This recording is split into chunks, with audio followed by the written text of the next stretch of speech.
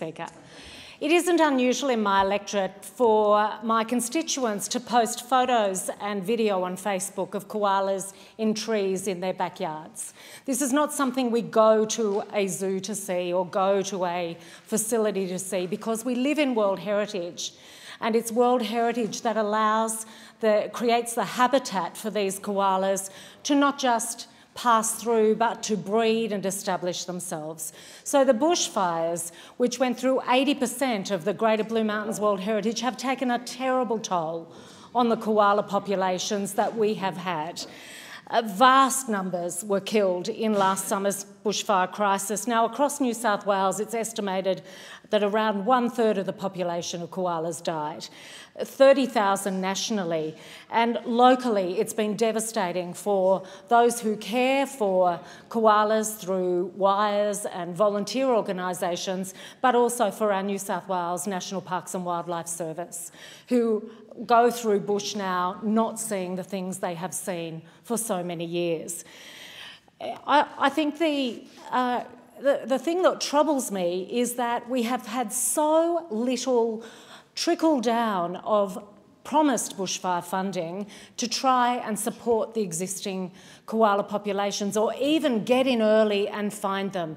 Volunteers did so much, just as they did during the fires, where they organised parties to go in and rescue as many koalas as they could. So what we're seeing is an incredibly endangered species, and it is time for this government to get serious about what it's going to do to ensure these populations come back and then thrive. In the first really comprehensive scientific study that's been done of post-bushfire of the New South Wales koala population, and this was done mainly in the North Coast, they found 70% of the population were killed. That's the sort of scale we're talking about.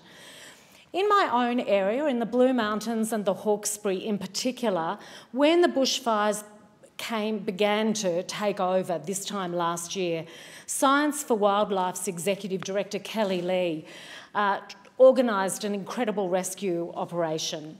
And these were koalas that had been fitted with radio collars.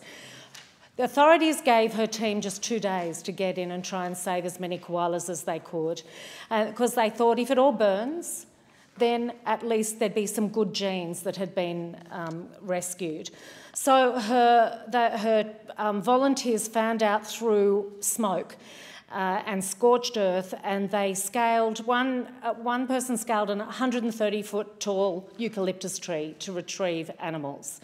They saved 10 adults and 2 juveniles.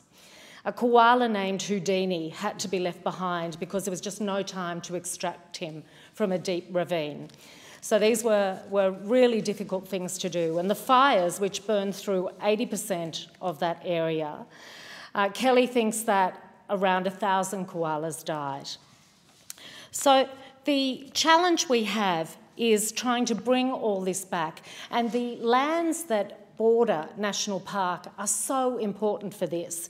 And one of the challenges is that there's pressure on development for those areas.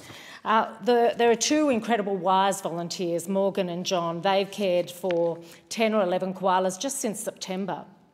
And they say they've just been smashed this season because there is growth happening. But if there aren't enough trees, fresh trees and leaves for these very fussy koalas to make a meal of, we're going to lose them.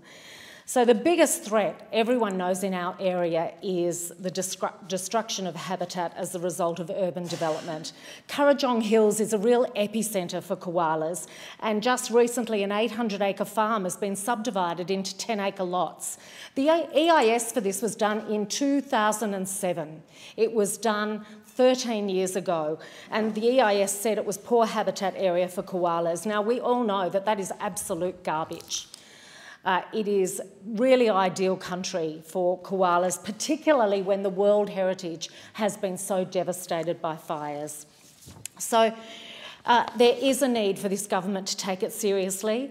Dr. Kelly Lee is also surveying people to say, how much do you want to save koalas? And I'm going to put a link to her survey on my website and my Facebook page so that we can do something, even if this government won't. I thank the member for Macquarie.